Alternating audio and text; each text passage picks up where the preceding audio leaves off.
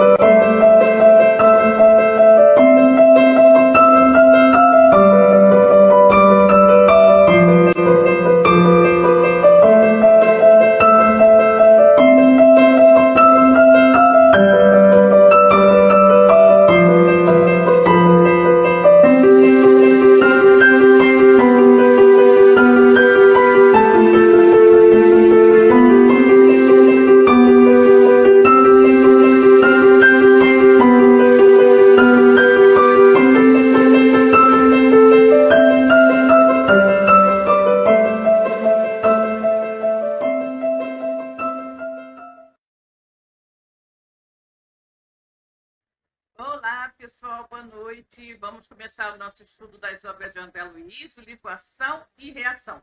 Hoje, pelo menos até o momento, ninguém se animou de entrar aqui comigo no estúdio, né?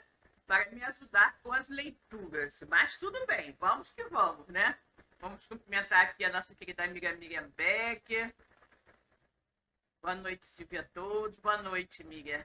Minha querida amiga Maria de Fátima Endes também. Boa noite a todos. Boa noite, Fátima. Que bom que você está aqui, né? Muito bem, gente. Então, vamos fazer a nossa ambientação com a leitura do livro do César Braga Said, Meditando com Você.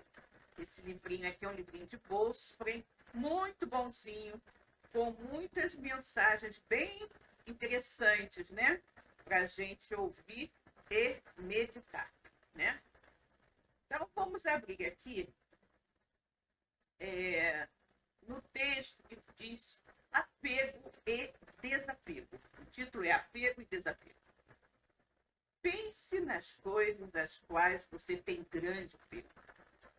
Dependendo de como se manifeste, apego é também sinônimo de valorização e importância dada a alguém pelo muito que essa pessoa representa para nós.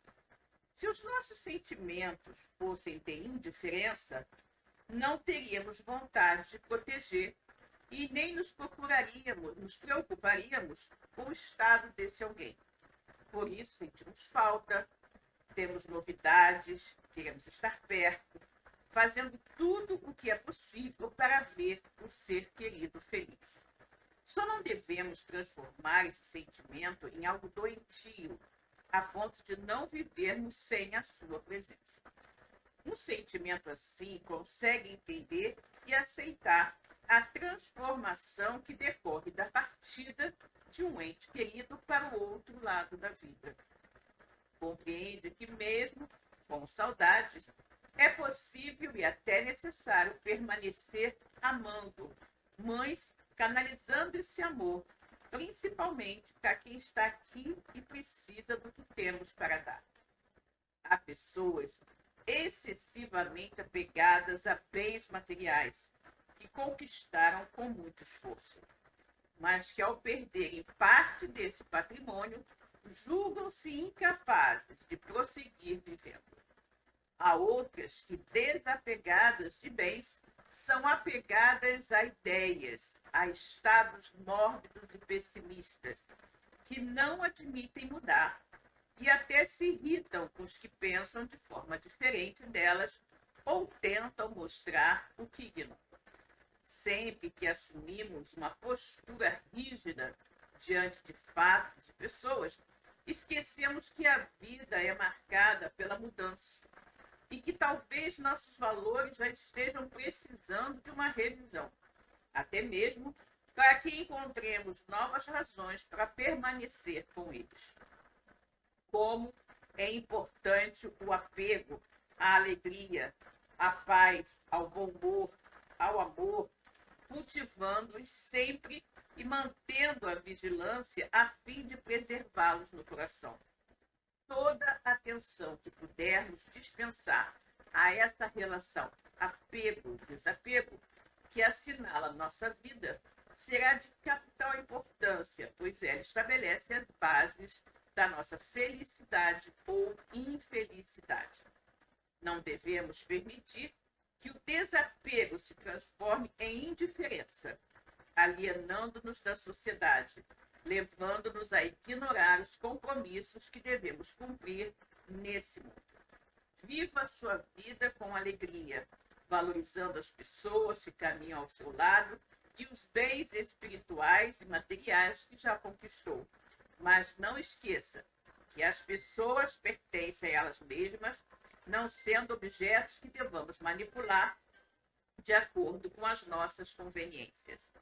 Ame-se e se faça amar, mantendo-se atento à forma como vive cotidianamente seus apegos e desapegos. Graças a Deus, né? Vamos cumprimentar aqui a nossa querida Noélia. Oi, Noélia, tudo bom, querida? Que bom que você apareceu. Boa noite. Bom, pessoal, deixa eu ver aqui. Uma ligação perdida, deixa eu ver.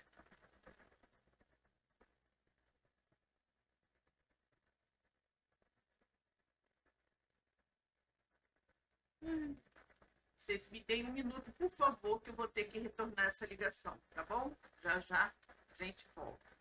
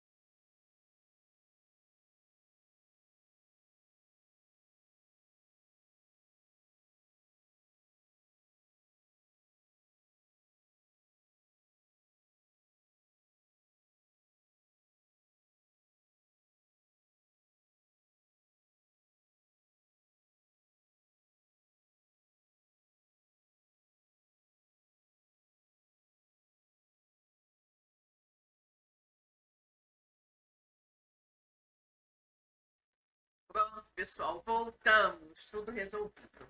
Vamos então agora, né, elevar o nosso pensamento a Deus e fazer a nossa prece de abertura, né? Então, vamos lá.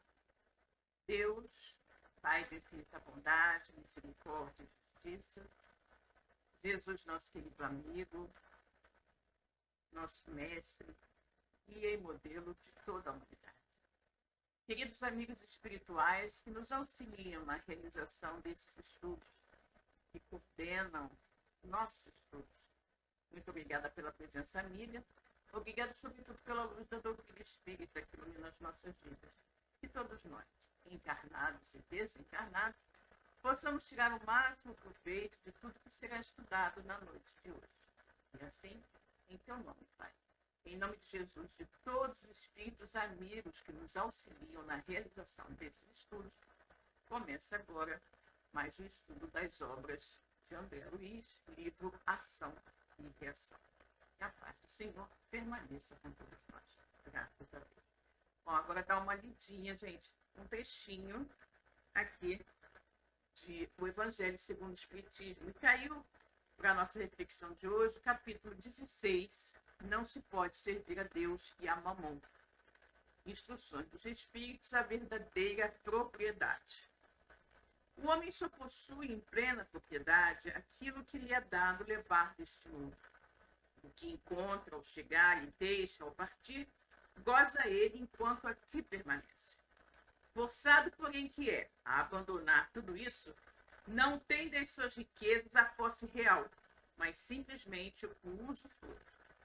E então que ele possui? Nada do que é de uso do corpo, tudo o que é de uso da alma. A inteligência, os conhecimentos, as qualidades morais. Isso o que ele traz e leva consigo, o que ninguém lhe pode arrebatar, o que lhe será de muito mais utilidade no outro mundo do que neste. Depende dele ser mais rico ao partir do que ao chegar, visto como do que tiver adquirido em bem resultará a sua posição futura. Quando alguém vai a um país distante, constitui a sua bagagem de objetos utilizáveis nesse país. Não se preocupa com os que ali lhe seriam inúteis. Procedei do mesmo modo com relação à vida futura. Aprovisionai-vos de tudo o que de lá vos possais servir. Graças a Deus, né? Muito bem, gente. Vamos então pegar nosso livrinho, Ação e Reação, e vamos ver, né? Abrir no capítulo. Vejamos, aqui estamos no capítulo. Vejamos, capítulo 12, né? Estamos no capítulo 12, Dívida Agravada. E nós vamos recomeçar. O meu livro é esta edição aqui, tá, gente?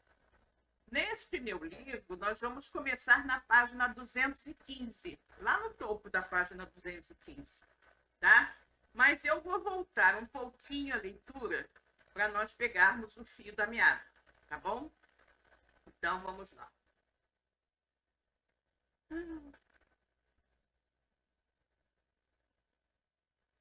Assim. Nesse ponto da conversação, fomos interrompidos por dezenas de braços ressequidos a implorarem socorro. Silas fitava-os compadecido, mas sem se deter, até que nosso passo foi cortado por apressada mulher, exclamando ansiosa: assistente Silas! Nosso amigo identificou-a, porque, parando de súbito, estendeu-lhe a destra amiga, murmurando: Luísa, a que vens? Defrontavam-se em ambos a curiosidade e a aflição. A senhora desencarnada, com sinais de reprimível angústia, gritou sem preâmbulos: socorro, socorro! Minha filha, minha pobre Marina esmorece. Tenho lutado com todas as minhas forças para furtá-la ao suicídio, mas agora me sinto enfraquecida e incapaz. Os soluços sufocaram-lhe a garganta, inibindo-lhe a voz. Fala, disse o orientador de nossa excursão em tom imperativo, como se o alarme daquele instante lhe obscurecesse a serenidade mental imprescindível ao atendimento da nova situação. A infeliz, ajoelhada agora, ergueu os olhos lacrimosos e suplicou: assistente, perdoe-me a insistência em falar-lhe de meu infortúnio, mas sou mãe. Minha desventurada filha pretende matar-se esta noite, comprometendo-se ainda mais com as trevas da sua consciência. Silas aconselhou-lhe a volta ao lar terreno, como lhe fosse possível, e, dando-nos as mãos, promoveu a viagem rápida para o objetivo a que devíamos atender. Em caminho, informou: trata-se de companheira da mansão, reencarnada há quase 30 anos, sob os auspícios de nossa casa. Prestar-lhe-emos o necessário auxílio, ao mesmo tempo que vocês poderão examinar um problema de débito agravado. Notando que o nosso amigo entrara em silêncio, meu colega externou: é impressionante observar o número de mulheres em trabalho de oração e assistência nessas paragens. Preocupado, o qual se achava, nosso generoso companheiro tentou ensaiar um sorriso que lhe não chegou aos lábios e juntou: grande verdade. Raras esposas e raras mães demandam as regiões felizes, sem os doces afetos que acalentam no seio. O imenso amor feminino é uma das forças mais respeitáveis na criação divina. Todavia, não houve mais tempo para qualquer outra divagação. Atingíramos no plano físico pequena moradia constituída de 3 peças desataviadas e estreitas. O relógio acusava alguns minutos depois de 0 hora. Acompanhando Silas, cuja presença deslocou diversas entidades da sombra que ali se ajustavam com manifesta intenção de perturbar, ingressamos num quarto humilde. Percebemos, sem palavras, que o problema era efetivamente desolador. Junto de jovem senhora agoniada e exausta, uma menina de 2 a 3 anos choramingava inquieta. Via-se-lhe nos olhos esgazeados e inconscientes o estigma dos que foram marcados por irremediável sofrimento ao nascer. Contudo, através da preocupação indisfarçável de Silas, era fácil reconhecer que a pobre senhora era o caso mais urgente para os nossos cuidados. A infeliz, de joelhos, beijava sofregamente a pequenina, mostrando a indefinível angústia dos que se despedem para sempre. Logo após, em movimento rápido, tomou de um copo em que se encontrava beberagem, cujo teor tóxico não nos deixara qualquer dúvida. Antes, porém, de colá-lo à boca em febre, eis que o assistente lhe disse em voz segura: como podes pensar na sombra da morte sem a luz da oração? Desventurada não lhe ouviu a pergunta com os tímpanos de carne, mas a frase de Silas invadiu-lhe a cabeça qual rajada violenta. Lampejaram-lhe os olhos com um novo brilho, e o copo tremeu-lhe nas mãos, agora indecisas. Nosso orientador estendeu-lhe os braços, envolvendo-a em fluidos anestesiantes de carinho e bondade. Marina, pois era ela a irmã para quem aflito o coração materno suplicara socorro, dominada de novos pensamentos, recolocou o perigoso recipiente no lugar primitivo e, sob a vigorosa influência do diretor de nossa excursão, levantou-se automaticamente e estirou-se no leito em prece. Olha que situação, né? Então, nós temos aqui o André Luiz, né, com o companheiro e mais o orientador Silas, que estavam lá em trabalho no plano espiritual, quando chegou esta mãe aflita, desencarnada, pedindo socorro para sua filha encarnada, que estava prestes a cometer suicídio, né? O Silas, então, foi, juntamente com o André Luiz, o seu companheiro, eu não me recordo agora o nome do companheiro, não sei se é o Hilário, não sei quem é o companheiro do André Luiz, não é? E foram diretamente à casa da moça. E lá chegando, viram, era uma casa humilde, né? Viram a moça muito desesperada, abraçando a filhinha pequenina, como a se despedir. E ela estava prestes a tomar veneno, não é? Então, Silas imediatamente tomou atitude, né, e disse para ela como ela se atrevia, né, como ela pensava na sombra da morte, sem antes ter feito uma prece, né, sem antes ter buscado o lenitivo, o consolo da prece. Isso ela não ouviu, né, mas meio que isso passou pela sua mente e foi o suficiente para fazê-la largar o copo, deitar na cama e começar a orar. Lembrando que Silas disse que essa moça, né, era uma trabalhadora da mansão, né, do plano espiritual, e que havia cerca de 30 anos que ela havia reencarnado.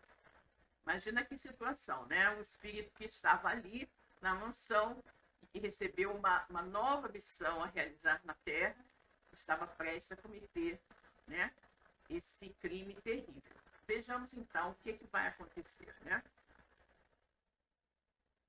Deus meu, ela está orando. Pai de infinita bondade, implorou em voz alta. Compadece de mim e perdoa-me o fracasso. Não suporto mais. Sem minha presença, meu marido viverá mais tranquilo no leprosário, e minha desventurada filhinha encontrará corações caridosos que lhe dispensem amor. Não tenho mais recursos. Estou doente. Nossas contas esmagam-me. Como vencer a enfermidade que me devora? Obrigada a costurar, sem repouso, entre o marido e a filhinha, que me reclamam assistência e ternura. Pobre mulher, né? O marido, pelo que ela está colocando aqui, né? O marido está com hanseníase, obviamente ele não pode trabalhar, está recolhido, né, ao leprosário, tem uma filha pequena e só ela para sustentar tudo, né? E ela costura o tempo todo, sem repouso, não é? Está doente também, mas ela não tem como se sustentar senão através dos trabalhos de costura.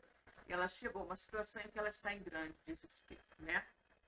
Silas administrava-lhe passes magnéticos de prostração e, induzindo-a a ligeiro movimento do braço, fez que ela mesma, no impulso refletido, batesse com força no copo fatídico que rolou no piso do quarto, derramando o líquido letal. Ai, graças a Deus, né? Ele impulsionou a mão dela de alguma forma e ela bateu no copo, né?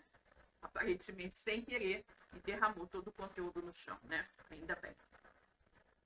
Em lágrimas copiosas, a pobre criatura insistiu desolada. Ó Senhor, compadece-se de mim. Reconhecendo no próprio gesto impensado a manifestação de uma força estranha a entravar-lhe a possibilidade da morte deliberada naquele instante, passou a orar em silêncio, com evidentes sinais de temor e remorso. Atitude mental essa que lhe acentuava a passividade e da qual se valeu o assistente para conduzi-la ao sono provocado. Ou seja, a moça começou a orar. No que ela começou a orar, ela meio que involuntariamente, né, bateu violentamente no copo, o copo rolou, caiu no chão, derramando todo o veneno. E nisso ela reconheceu, né, reconheceu ali uma atuação de Deus para que ela não fizesse aquela loucura. E ele, então, continuou orando, né, com muito temor e remorso pelo que ela estava, pelo que ela tinha tentado fazer. E esse sentimento, né, fez com que ela ficasse mais passiva às influências do Silas. E ele conseguiu, então, induzi-la a um sono provocado, né? Silas emitiu forte jato de energia fluídica sobre o córtex encefálico dela. E a moça, sem conseguir explicar a si mesma a razão do torpor que lhe invadia o campo nervoso, deixou-se adormecer pesadamente, qual se houvera sorvido violento narcótico. Então, a moça acabou adormecendo, né, profundamente. O assistente interrompeu a operação socorrista e falou-nos bondoso. Temos aqui asfixiante problema de conta agravada. Ou seja, esse espírito desta senhora, não é, ela está passando por essas dificuldades, naturalmente, como algum tipo de resgate por problemas ocorridos no seu pretérito. E aí você veja que ela estava espiando, naturalmente, alguma falta, né? Algum erro pretérito. E se ela tentasse fugir, né? Dessa sua expiação pela porta enganosa do suicídio, ela iria agravar sobremaneira a sua situação espiritual. Então, Silas diz, né? Temos aqui asfixiante problema de conta agravada. E designando a jovem mãe, agora extenuada, continuou. Marina veio de nossa mansão, né?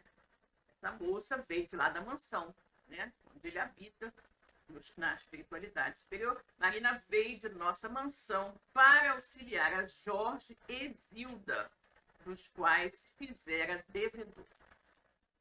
No século passado, interpôs-se entre os dois, quando recém-casados, impelindo-os a deploráveis leviandades que lhes valeram angustiosa demência no plano espiritual.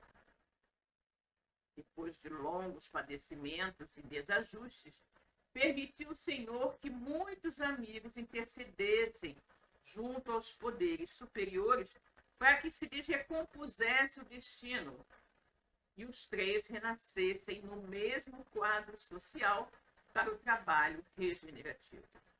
Marina, a primogênita do lar de nossa irmã Luísa, recebeu a incumbência de tutelar a irmãzinha menor, que assim se desenvolveu ao calor de seu fraternal carinho. Mas quando moças feitas há alguns meses, eis que, segundo o programa de serviço traçado antes da reencarnação, a jovem Zilda reencontra Jorge e reatam instintivamente os elos afetivos do pretérito. Amam-se com fervor e confiam-se ao noivado. Marina, porém, longe de corresponder às promessas esposadas no mundo maior, pelas quais lhe cabia amar o mesmo homem no silêncio da renúncia construtiva, amparando a irmãzinha, outrora repudiada esposa, nas lutas purificadoras que a atualidade lhe ofertaria, passou a maquinar projetos inconfessáveis, tomada de intensa paixão. Oh, meu Deus, olha que situação, né?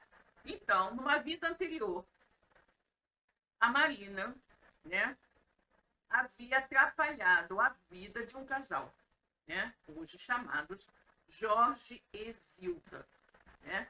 Ela atrapalhou muito a vida desse casal e acabou, né, ela se interpôs entre os dois e, quando eles eram recém-casados, e acabou impelindo-os a deploráveis leviandades que lhes valeram,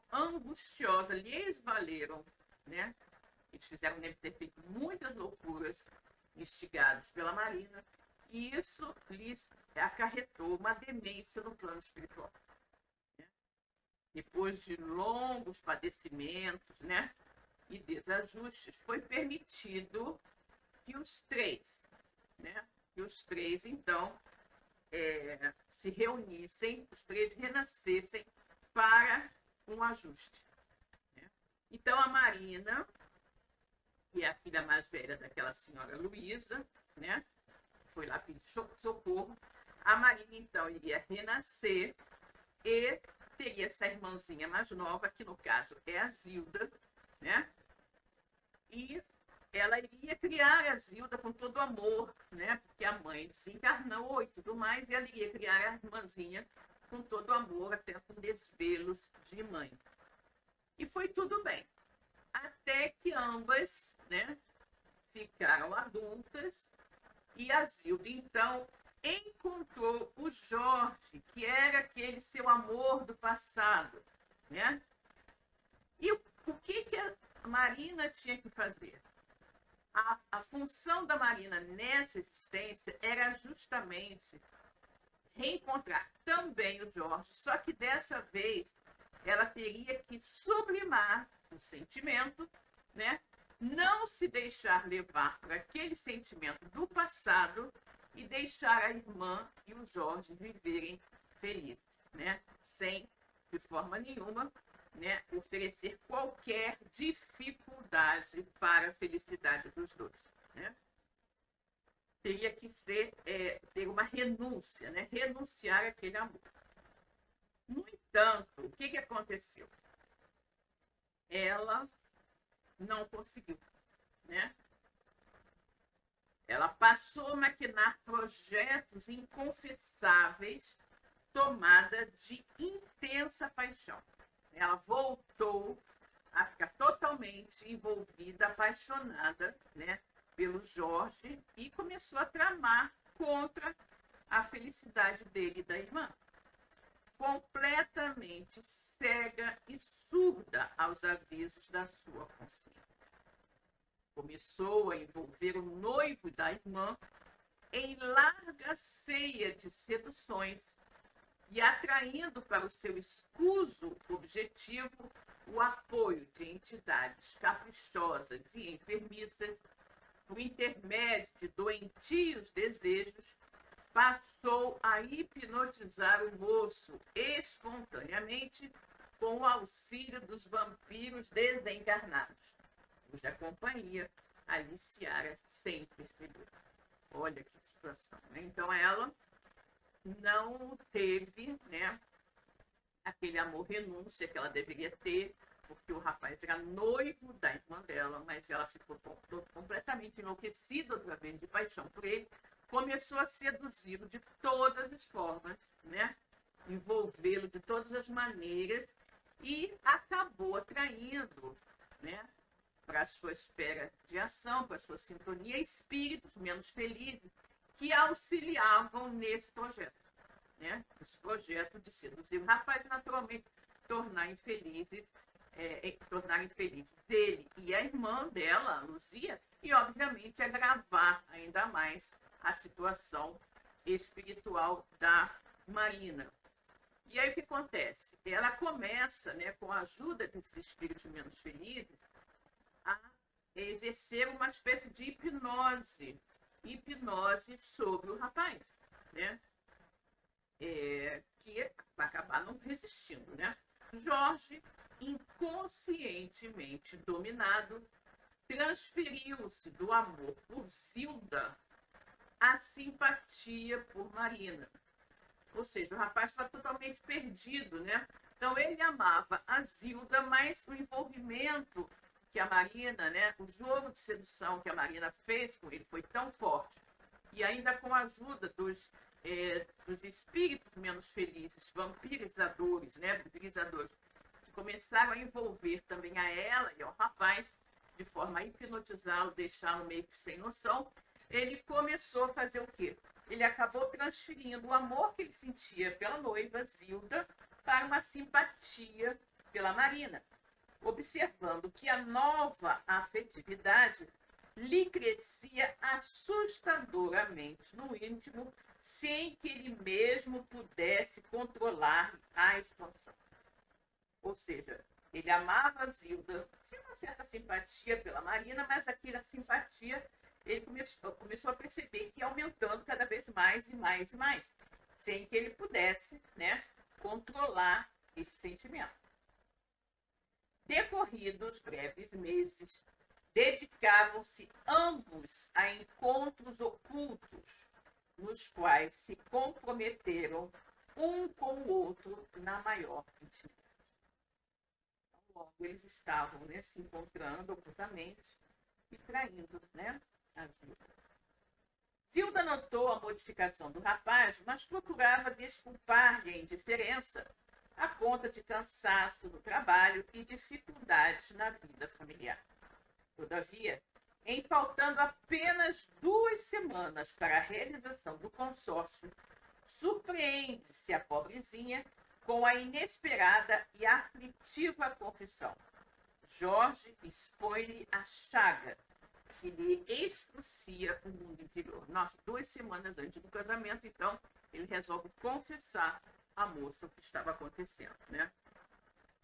Não lhe nega admiração e carinho, mas desde muito reconhece que somente Marina deve ser-lhe a companheira no lar. A noiva preterida sufoca o pavoroso desapontamento que a subjuga e aparentemente não se revolta. Mas, introvertida e desesperada, consegue na mesma noite do entendimento a dose de formicida com que põe termo à existência física. Que horror, né? Que horror. Quando o rapaz, né, confessa 2 semanas antes do casamento o envolvimento dele com a Marina, a irmã, né, a Zilda, a irmã mais nova, a Zilda, fica chocada com aquilo, né? Aparentemente aceita, mas obviamente não aceitou e acaba pondo fim à sua própria vida, né? Tomando formicida. Alucinada de dor, Zilda, desencarnada, foi recolhida por nossa irmã Luísa, que já se achava antes dela em nosso mundo. Admitida na mansão pelos méritos maternais. Ou seja, a pobre da Luísa, suicida, né, em desespero, foi acolhida pela mãe Luísa lá na mansão, né? E a mãe já estava desencarnada há algum tempo, e tinha méritos e tudo mais. Então, ela pôde ser recolhida pela Luísa. A genitora desditosa rogou o amparo de nossos maiores. Na posição de mãe, apiedava-se de ambas as jovens, de vez que a filha traidora, aos seus olhos, era mais infeliz que a filha escarnecida, embora esta última houvesse adquirido o grave débito dos suicidas, em seu caso atenuado pela alienação mental em que a moça se vira, sentenciada sem razão a inqualificável abandono. Vocês observem que aqui nos é colocado, né, que também o suicídio tem atenuantes e agravantes. A moça se suicidou, cometeu um erro terrível, né, um crime terrível, adquiriu um grave débito com a lei divina, porém, ela tinha uma atenuante, né, que era a questão de que ela estava totalmente perturbada mentalmente, né, alienada mentalmente em virtude do que havia acontecido, o seu casamento ser desfeito 15 dias antes da cerimônia, porque o noivo dela disse que estava tendo envolvimento com a irmã dela, né? Que não queria mais casar com ela, porque havia decidido, descoberto que a mulher da vida dele era a irmã dela, né? Olha que tristeza. Examinado o assunto carinhosamente pelo ministro Sâncio, que conhecemos pessoalmente, determinou ele que Marina fosse considerada devedora em conta agravada por ela mesma. Ou seja, a Marina, então, além dos débitos que ela já havia adquirido, ela agora também era responsável pelo suicídio da irmã, pela traição do noivo da irmã e tudo mais, né? Então, o ministro Sâncio determinou que Marina fosse considerada devedora em conta agravada por ela mesma. E logo após a decisão, providenciou a fim de que Zilda fosse recambiada ao lar, para receber aí os cuidados merecidos. Marina falhara na prova de renúncia em favor da irmã, que lhe era credora generosa. Mas condenara-se ao sacrifício pela mesma irmãzinha, agora imposta pelo aresto da lei ao seu convívio na situação de filha, terrivelmente sofredora, imensamente amada. Ou seja, a irmã se suicidou por causa dela, mas ela teria a oportunidade de continuar trabalhando em benefício dessa irmã, né? Que voltou, que reencarnou rapidamente como filha dela. Obviamente, como suicida, deve ter retornado com algumas sequelas, né? Em geral é o que acontece.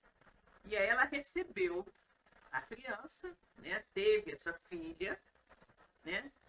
E que veio numa situação sofredora, muito sofredora, talvez com debilidades mentais, problemas outros de saúde, alguma coisa assim, porém era imensamente amada pela Marina. Foi assim que Jorge e Marina, livres, casaram-se, recolhendo da terra a comunhão afetiva pela qual suspiravam. Entretanto, 2 anos após o enlace, receberam Zilda em rendado berço como filhinha estremecida. Mães, desde os primeiros meses do rebento adorado, identificaram-lhe a dolorosa prova. Zilda, hoje chamada Nilda, nasceu surda-muda e mentalmente retardada. Em consequência do trauma perispirítico experimentado na morte por envenenamento voluntário. Inconsciente e atormentada nos refolhos do ser pelas recordações asfixiantes do passado recente, chora quase que dia e noite. Bom, os dois, né, não foram cuidar da Zilda, não cumpriram com suas com o combinado, vamos dizer assim, no plano espiritual, e a moça acabou se suicidando. Só que a Marina, sobretudo, não poderia fugir da responsabilidade, né? Ela acabou sendo responsabilizada, como de fato foi, não é, pelo suicídio da irmã. E ela teve, então, as suas penas, né, as suas dívidas agravadas com mais essa situação. Né? Ela que havia reencarnado para ajudar a irmã de todas as formas, sublimar o amor que eventualmente ela viria sentir pelo Jorge do passado, né? Mas deixar a irmã ser feliz com ele, uma vez que ela havia impedido que isso acontecesse numa vida anterior, ela não resistiu. Então, ela fez de tudo para conseguir afastar o noivo da irmã, conseguiu. O rapaz, 15 dias antes do casamento, desmanchou o noivado e a moça, obviamente, enlouquecida de dor, acabou se matando. E a espiritualidade determinou que ela voltasse como filha da Marina. Só que nós sabemos que todo suicida, ele sempre volta com sequelas, né? E a menina voltou, né? Os dois se casaram, a Marina e o Jorge se casaram, para eles estava tudo ótimo, maravilhoso, e tiveram, 2 anos depois do casamento, tiveram uma filhinha, que era justamente a irmã que havia retornado, agora com o nome de Nilda, que nasceu surda-muda, né? E com retardo mental. Tudo isso em consequência das sequelas causadas no perispírito pelo envenenamento voluntário. Inconsciente e atormentada nos refolhos do ser pelas recordações asfixiantes do passado recente, a menina chora quase que o dia e noite. Quanto mais sofre, porém, mais ampla ternura recolhe dos pais, que a amam com extremados desvelos, né? Ou seja, quanto mais a menina sofre, quanto mais ela é problemática, mais os pais a amam, né? Com desvelos de compaixão e carinho. A vida corria-lhes regularmente, não obstante, atribulada pelas provas naturais do roteiro, quando, há meses, Jorge foi apartado para o leprosário, onde se encontra em tratamento. Desde então, entre o esposo doente e a filhinha infeliz, Marina, em seu débito agravado, padece o abatimento em que a encontramos, martelada igualmente pela tentação do suicídio. Meu Deus, pobre Maria, né? Ela já veio com dívidas a resgatar nessa existência, não conseguiu resgatar, aumentou as suas dívidas, né? E teve uma filhinha doente, né? Que foi a irmã que se suicidou por causa dela, e obviamente que ela não poderia viver, né, uma situação de tranquilidade, felicidade com o Jorge. Então ele contrai a hanseníase e é segregado no leprosário. Então ela fica com o marido separado no leprosário, apartado no leprosário em tratamento, com hanseníase, uma filha com deficiência mental, surda e muda, né, que gritava o dia inteiro, não a deixando descansar, não dando sossego, mas mesmo assim que ela amava profundamente. E ela sem recursos, né? Porque o marido não poderia trabalhar, ela teria que trabalhar para sustentar a família, né? E agora, além disso, ela estava sendo tentada a fugir de todas essas dívidas pela porta enganosa do suicídio. Silenciou o assistente. Achávamos eu e Hilário, o companheiro do André Luiz, né? O Hilário, assombrados e comovidos. O problema era doloroso do ponto de vista humano, contudo, encerrava precioso ensinamento da justiça divina. Silas acariciou a moça prostrada e acentuou: auxiliar-nos ao Senhor, para que se recupere e reanime. Nesse instante, a irmã Luísa, que é a mãe, né? A irmã Luísa penetrou no recinto entre deprimida e ansiosa. Inteirou-se de todas as ocorrências e agradeceu, enxugando as lágrimas. Silas, no entanto, interessado em conduzir o socorro até o fim, administrou novos recursos magnéticos à mãezinha debilitada. E então presenciamos um quadro inesquecível.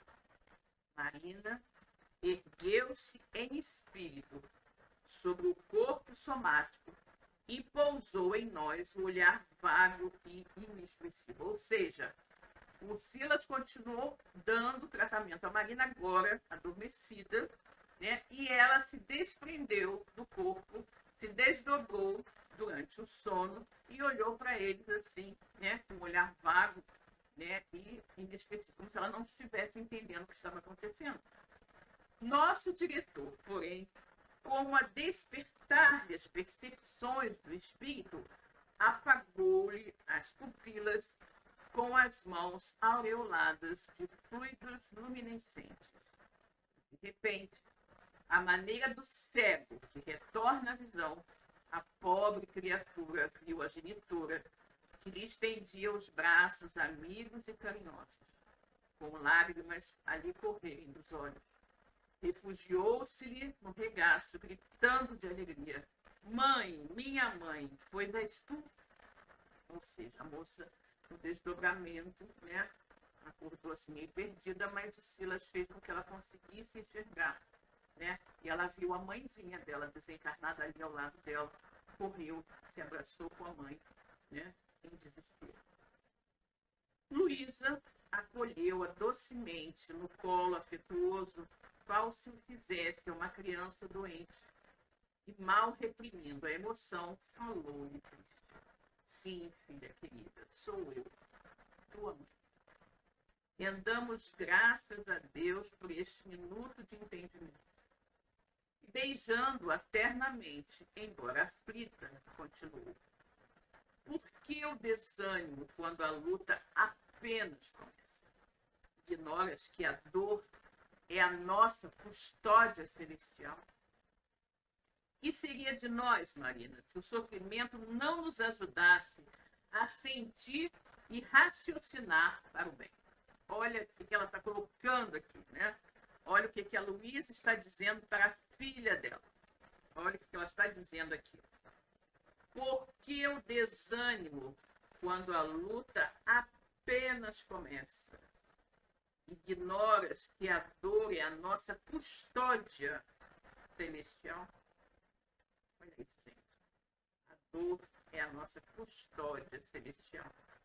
Que seria de nós, Marina, se o sofrimento não nos ajudasse a sentir e raciocinar para o bem? A dor é mestra, né? A dor é mestra. E é na dor, né, que nós somos levados a raciocinar no bem.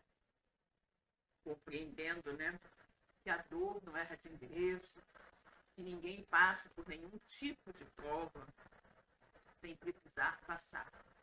Todas as vezes que nós nos virmos em situação aflitiva, nós temos que pensar, raciocinar conscientemente.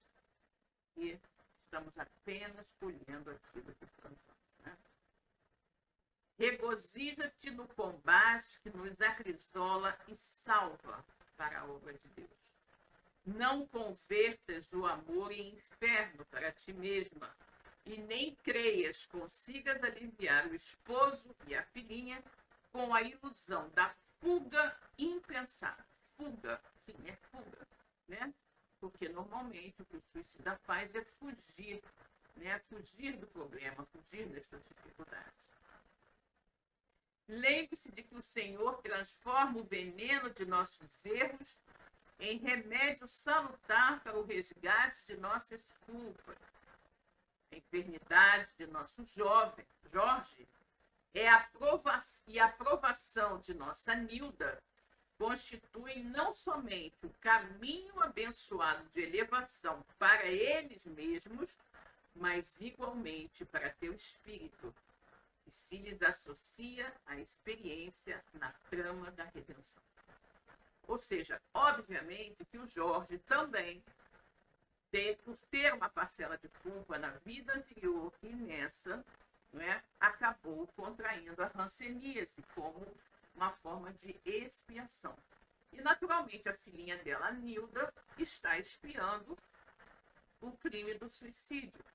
E ela, naturalmente, está com essas duas pessoas, porque foi ela aquela que causou a infelicidade dos dois em duas existências, na vida anterior e nessa também. Então, agora, ela vai segurar esta carga dobrada de dor e sofrimento, cuidando destes seres que ela infelicitou, tanto no passado como no presente. Aprende a sofrer com humildade, para que a tua dor não seja simplesmente orgulho ferido. Que fizeste do brio de mulher e do devotamento de mãe? Olvidaste o culto da oração que o lar te ensinou? Enganas-te, assim, tanto para abraçar a covardia como glória moral? Ainda é tempo. Levanta-te, desperta, luta e vive. Vive para recuperar a dignidade feminina que tisnaste com a nódoa da traição. Recorda a irmãzinha que partiu, acabrunhada ao peso do fardo de aflição que lhe impuseste. E paga em desvelo e sacrifício, ao pé da filhinha doente, a conta que deves à eterna justiça.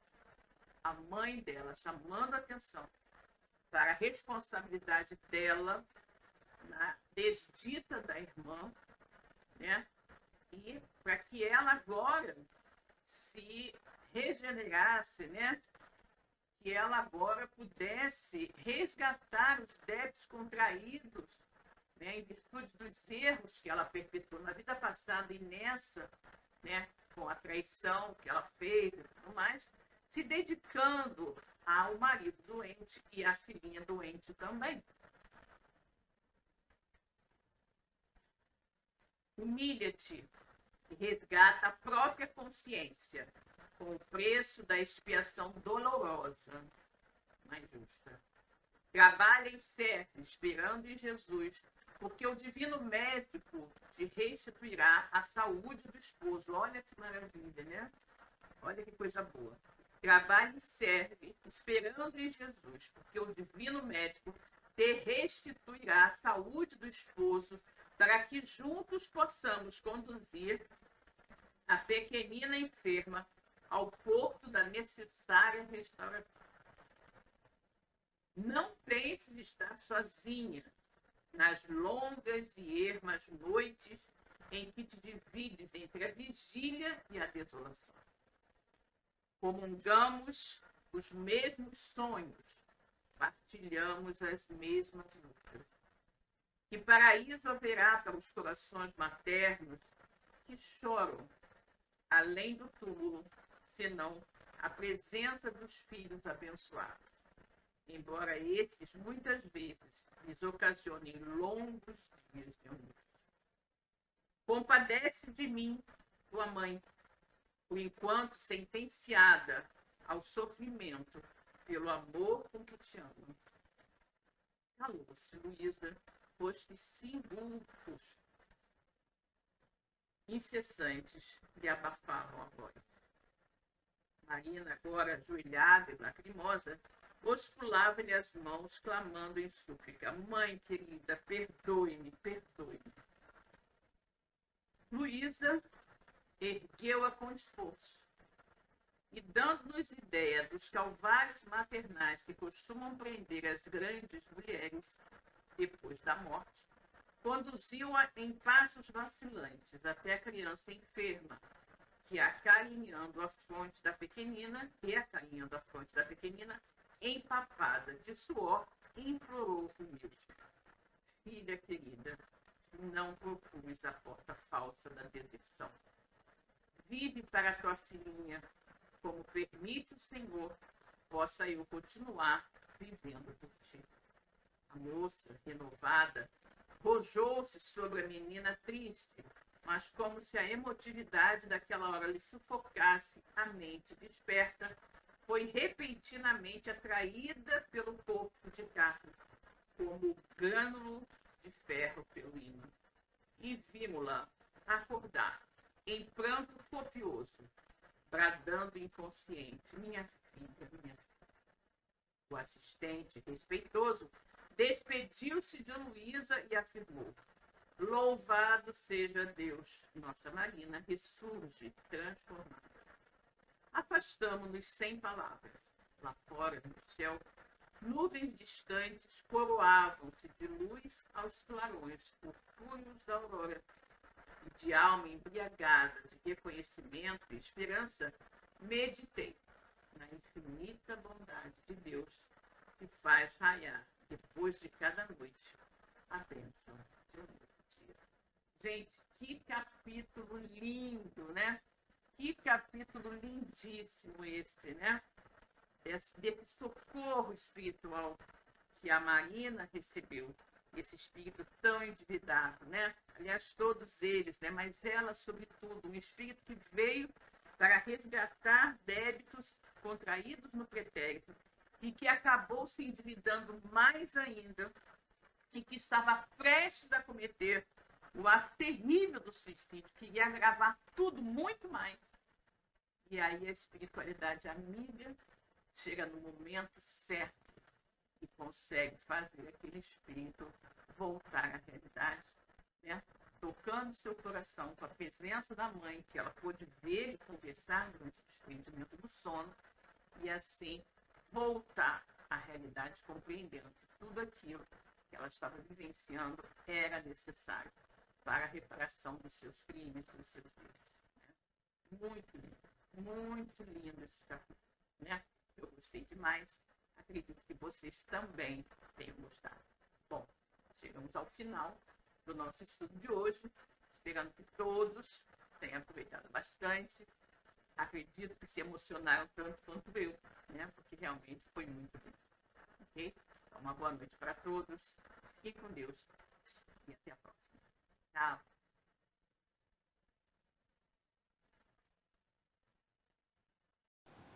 Chegamos ao final da nossa atividade. Muitíssimo obrigado mesmo pela sua companhia e espero você no próximo evento.